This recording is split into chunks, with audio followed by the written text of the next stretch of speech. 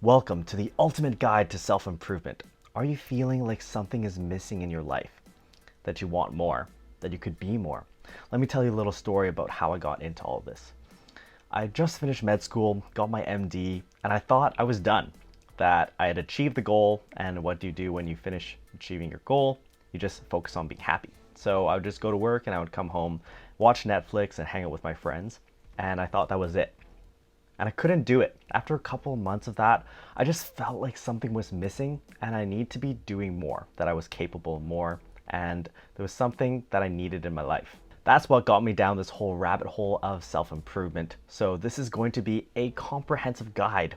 This isn't necessarily going to cover everything, but we're going to be covering the main topics in broad strokes. We'll be talking about why things are important, and I'll be giving you actionable steps that you can take to transform your life today.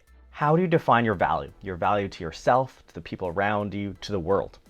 There are four main categories I would put this under. There's obviously no set definition to what defines your value. Everyone's going to have their own criteria. This will depend a lot on how you're raised and the culture that you live in. But four general categories would be: 1, looks and fitness; 2, money and career; 3, status and social circle; and 4, your personality and experience. We're going to be covering all four of these categories. Let's start off with the first one, looks and fitness. Now, this one's kind of underrated. I actually think that a lot of people in the self-development world don't give this enough credit because it actually plays a big role. Here's why. How you look or your physical presence actually has a big impact on your success in your love life, your business, and your social interactions. I'm always surprised that no matter how successful the person is I'm talking to, they're a millionaire, they're always impressed by my physique. And that is something that is universal. People will always respect someone who's in shape because it reflects so much of your personality. And that's the other big point of this, is that fitness is a keystone habit. A keystone is that stone at the top of a Roman arch that holds everything together in the middle. And fitness is such a powerful keystone habit because it drives all of your other habits that will carry over into other categories in your life. When you are going to the gym regularly, you're sticking to a diet. This takes a lot of discipline and drive. And these qualities carry over universally into all other categories that we'll be talking today. And that's why I think it's so key for people to start out with fitness. I think the other thing about fitness is that it's the most fundamental form of self-improvement. There is nothing like that feeling of looking in the mirror and actually seeing fat come off or actually seeing muscle grow on your body. You are literally physically transforming yourself. And the confidence you gain from developing your fitness will carry over into other categories. So out of everything today, I still would recommend starting with fitness first. And this is why I created Dr. Swole. Ultimately, I want to help people become the best versions of themselves in general. But the self-development mindset isn't something that everyone is born with. And fitness is actually one of the main entry points that people take into this mindset. Now, from a fitness perspective, obviously you can just watch everything on my channel that's going to cover you. What I'd recommend is that you focus on hypertrophy training. I personally think that bodybuilding has the best carryover into all other aspects of your life. It is highly flexible and it's something that is universally respected. So focus on hypertrophy training. It's also relatively safe. And the other key thing from a fitness angle is to get a handle on your nutrition. Most people could stand to lose some fat, and one of the easiest ways to make your physique look better in the short term is to lose weight. Now, next category in looks and fitness is skincare and grooming. This is something that not a lot of people talk about, but actually has a big impact on your physical presence. Skincare is something that takes work, and you really do need to put in that research and trial and error. If you are having issues with your skin and you haven't figured things out, you can always go see a doctor or a dermatologist. But I'd recommend just starting out and doing some research on your own. A couple of pointers to get you started. First of all, moisturizer. You want to find a moisturizer that's good for your skin, whether you have dry skin or oily skin. Next will be sunscreen. You really want to protect your skin. And exposure to sun is probably one of the biggest factors that will contribute to aging in terms of looks faster. Another big category under skin is a retinoid. These are basically vitamin A derivatives and will have a big impact on making your skin look younger and more clear.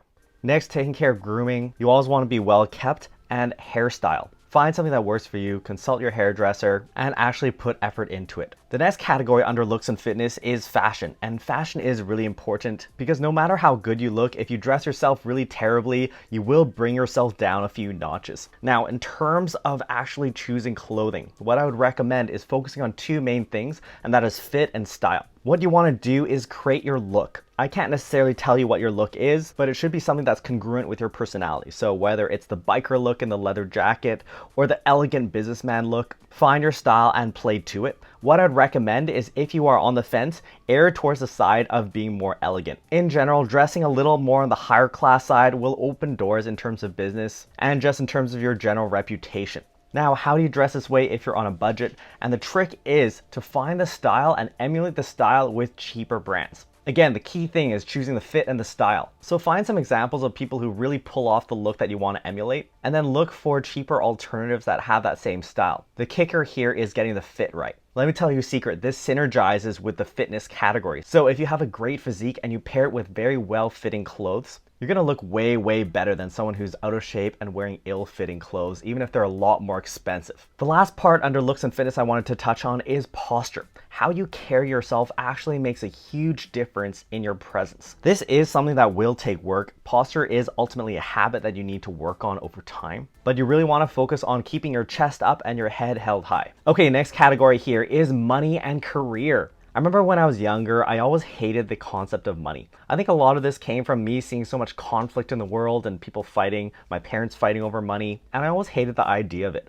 But I've come to realize that money is really important. The reason why it's important is because it buys freedom. Ultimately, you going to work is you paying with the lifeblood of your time that you'll never get back. We're only on this earth once. And when you have money, you will be able to buy back your time, and you'll also be able to do the things that you want to do. Now, in terms of going about this, the first part is your main career. What I'd recommend, if you haven't chosen this yet, is to develop a skill that adds a lot of value to the world. The other part of this is to aim high. So maybe you're starting in the bottom position of a company, you want to see yourself at the top. For me, going to the medical field, I wanted to become a doctor. You need to aim as high as possible because that's the only way you're going to actually manifest your true potential. A really impactful quote for me was this one: "My biggest fear is not aiming too high and failing. My biggest fear is aiming too low and succeeding."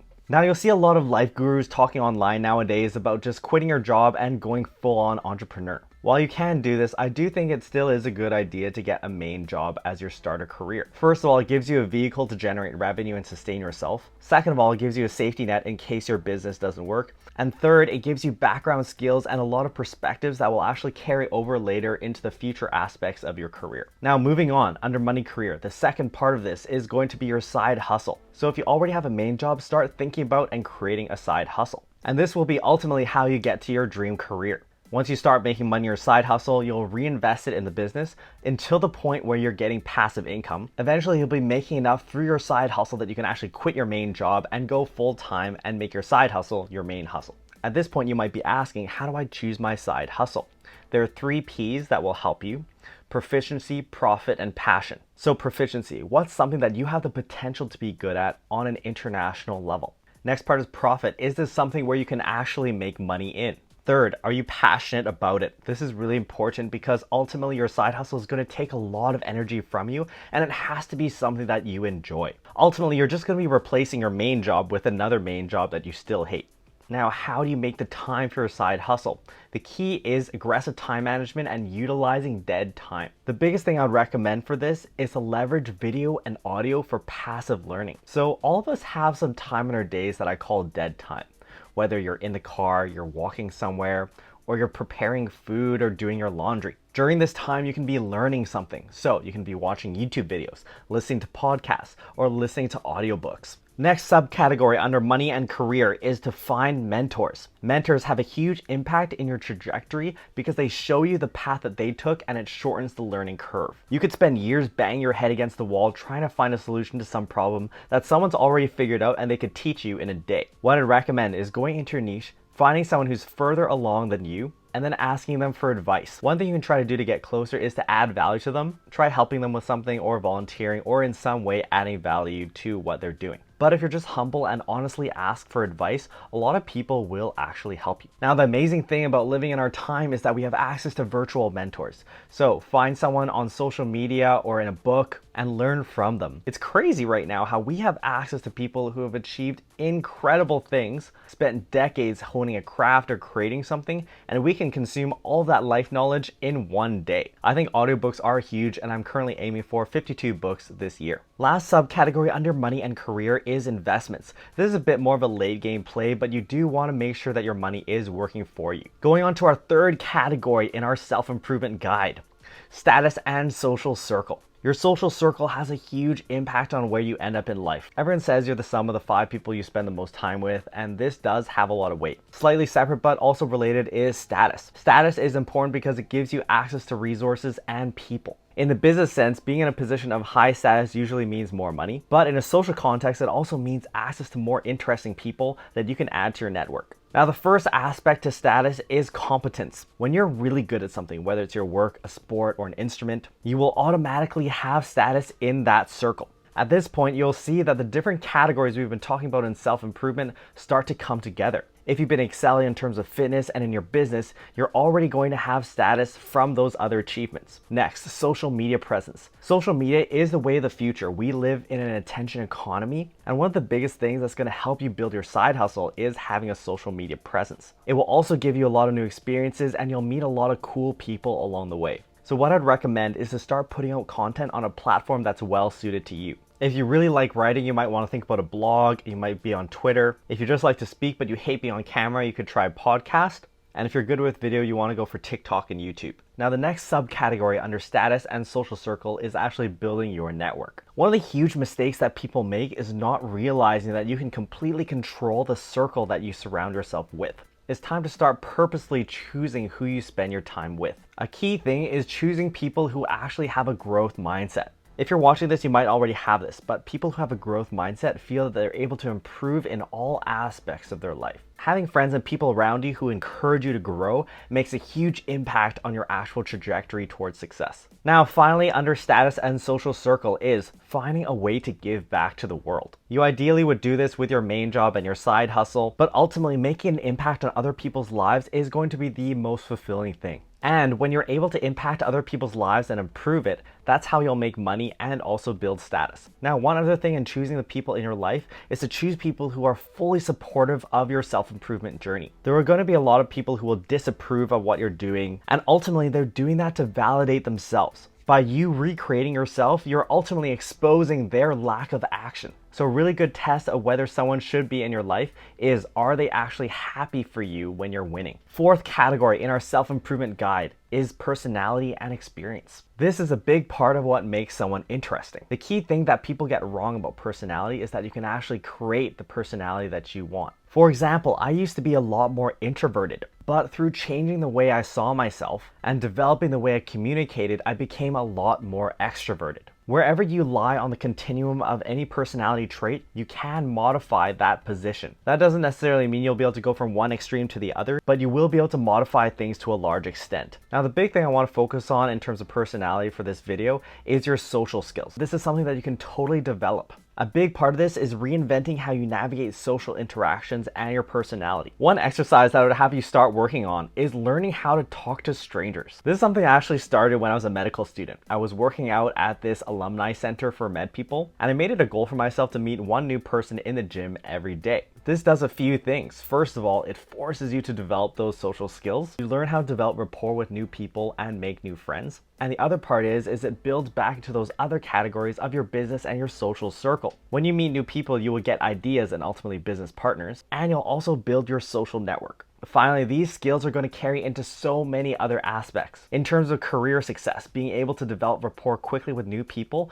will help you in sales, it'll help you pass an interview, it'll help you get promoted. But this is just one category of your personality. The mnemonic for the 5 categories of personality is OCEAN. So openness, conscientiousness, agreeableness, extroversion, and neuroticism. Start thinking about those categories and how you can modify where you land on them. Next part of personality experience is trying new things. My dad would always say variety is the spice of life. I want you to always be focusing on acquiring new experiences and trying new things when possible. This is just going to add so much depth to your life, and it makes life way more of a fun adventure to live. I remember reading this book once where they talked about the scrambler, and the idea was that every month you would try one thing that's completely new. Maybe it's picking up a new instrument or a new skill. This will also feed back into the other categories, because when you try new things, you're going to have more ideas for business, and it will also help you meet interesting people for your social network. The final subcategory under personality and experience is to change your environment. Your environment has a big role in how you live your life. Changing your environment is one of the fastest ways to also change the trajectory of your life. This could be something as small as taking some work to a new coffee shop, or it could go as far as moving to a new city. If you're feeling stagnant in your life, this could be one way to jumpstart change. Anyways, guys, that was our broad overview to self-improvement. Question for you, what are you currently doing to improve yourself?